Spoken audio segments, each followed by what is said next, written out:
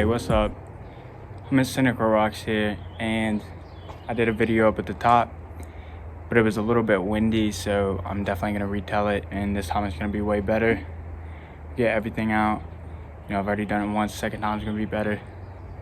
So, yeah, what I'm going to talk about today is me getting my appendix out, and it's May right now, and that was in February, late February. So it's been a couple months, and I do have two other stories for sure that I do know I'm going to talk about. I have plenty more. I could do so many stories.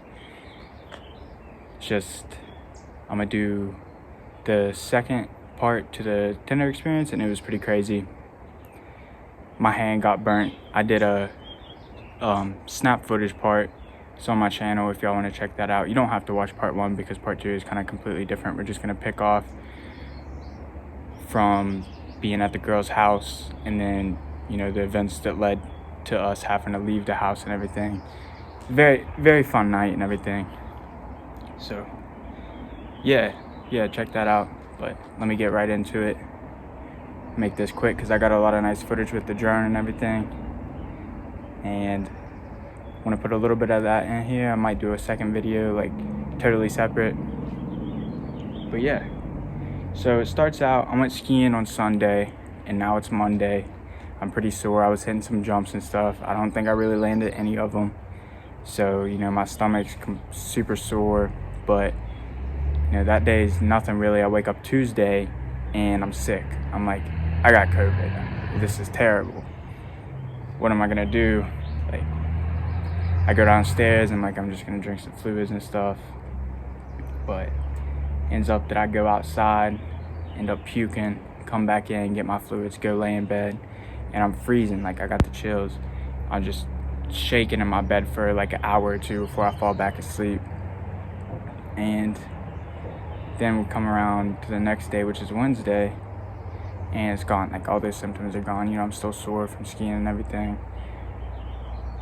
No big deal, whatever. Come around Thursday, I wake up and, I notice a little pain in my stomach that's more concentrated, but I didn't really think anything of it. I went through that day, it'll go away, no big deal. Wake up Thursday, and that morning, I think, is when I realized, wait, I haven't got my appendix out.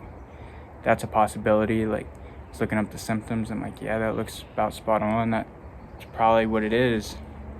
So, I scheduled an appointment with my doctor that day on Thursday, and this is 4 days after I, got the initial nausea and everything. So I go see him, and he checks me out. I tell him my symptoms. I'm like, I think it's my appendix. Give him the rundown. He tells me it's probably just a stomach bug. All he did was really press on my stomach. He said, yeah, it's probably a stomach bug. So go home, and if it's still bothering you in a couple days, come back and we'll go from there. So I'm like, okay. Go home, and I'm mad. Every time I leave this doctor, I swear I'm mad. He's just on something else. It's crazy. I might do a whole separate video just about him and what he told me when I went for my checkup that time. It's crazy. I've never heard a doctor talk like that. Dude's something else. But it's a doctor. He worked hard in school. A lot of intelligent people just come off as weird. Anyways, yeah, I go home. I'm wait an hour or two, and I'm confident. I'm sure this is my appendix. So I tell my grandma, I'm going to the emergency room, whatever. I end up leaving, get my car, and the way I would describe the pain is if someone is pressing in on your stomach and just didn't let go. And it's just a prolonged, annoying pain. It wasn't unbearable, nothing like that. Driving did irritate it because I'm driving with my right foot hitting the gas, and it's on my bottom right quadrant, so that did irritate it a lot. But I didn't want to go to the hospital in my town. That place sucks. I will never go there, ever, unless it's a complete emergency and it's against my will. So I drive an hour and a half to the hospital.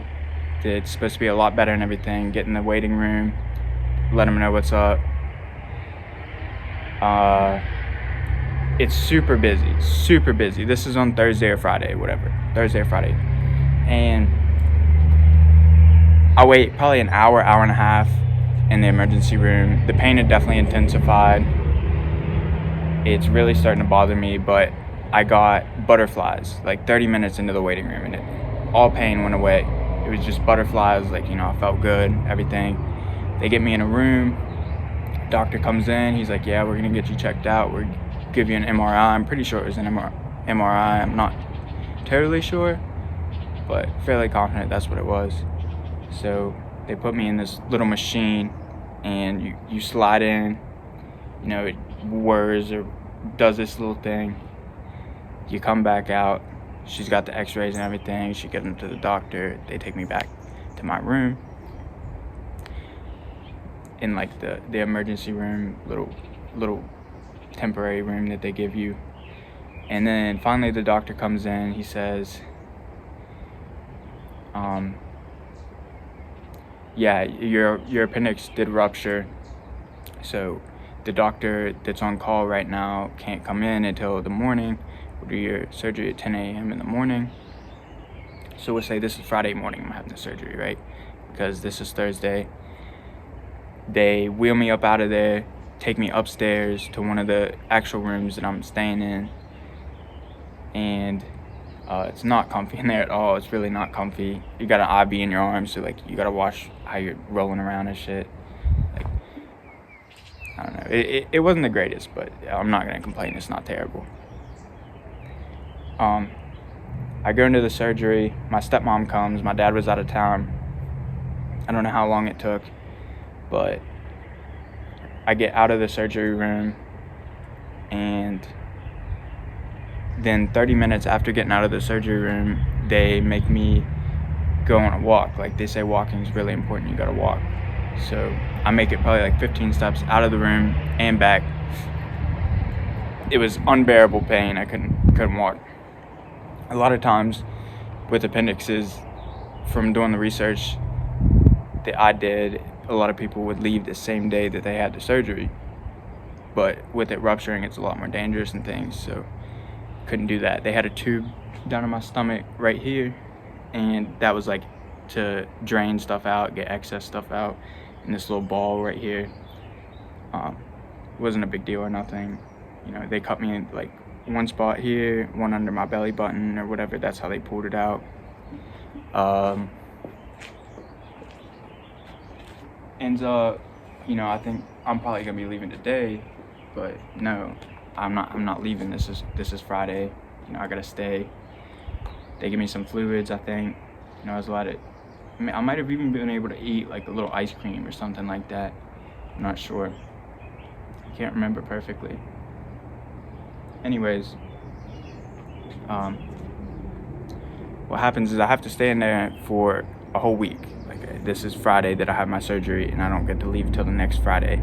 5 of those days, because on like the second or third day when I was allowed to get a little something in my system and stuff, I got nauseous and I started puking like all the time. Like, I was puking everything up, like just puking my guts out basically. And so I couldn't have fluids, nothing. For the whole 5 days, it was straight IV. It sucked. I weighed 184, which was really surprising at the start of it. And like, yeah, I'd been eating a lot. Like, I was beefing up over the winter. I did not care. And when I got out, I was 176. So I lost 8 pounds over those 5 days. But to get to eating and everything again, it was really tough, really hard to eat. Finally, of course, I started eating and everything. When I'm about to leave on that next Friday, so I've been in there 6 or 7 days, they had this tube in my stomach, right? The draining little tube. And this was the one thing I was worried about with leaving. It was like, how's he gonna get this out of here? Like, is it gonna hurt? The doctor comes in on my final day. He's like, yeah, you're about ready to leave and everything. Let's get this tube out of you. He looks at me and he's like, this might hurt a little bit. He cuts these stitches that was holding it in there out. And then he slowly starts pulling on it, and it didn't hurt. I was watching him the whole time, like looking right at it, and it was like pulling a straw out of a drink. It was the same thing. He just pulled it out, and it felt really weird. And then I think he like bandaged me up or something. and I was good to go. So I was really relieved to have it pulled out of me, and it didn't hurt much or anything like that. They gave me morphine in there, and that's what got me through a lot of the days, because like the days were long. Watching YouTube or anything was like unbearable because you just didn't feel right. It was hard to pay attention and like get into watching anything really at all. But when they give me the morphine, I would be up for like an hour, and that's when I would walk. I would walk for like that hour, and I could walk without the morphine. I did, but it helped a lot. And then that second hour of it, I would sleep. It would last like 2 hours. The first hour I'd be up, second hour I'd be out like a light. And that's what got me through like the first 3 days. And then it was an option, if I wanted it or not, and I was like, no, I'm good, like I don't need it, I'll just go without it.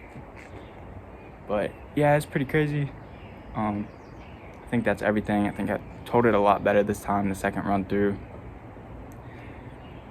And be looking out for part 2 of the Tinder date experience. I'm gonna probably post that later this week.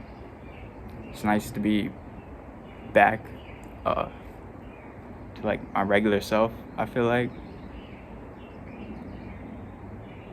It was kind of tough. I probably lost a lot of muscle. I think after you fast for like 36 hours, which is a day and a half, you like run the risk of losing muscle and stuff. So that did suck. That I probably lost some muscle, and I lost a little bit of weight, which isn't a bad thing. I definitely need to lose a little bit of weight. But anyways, that's the story. Hope y'all enjoyed.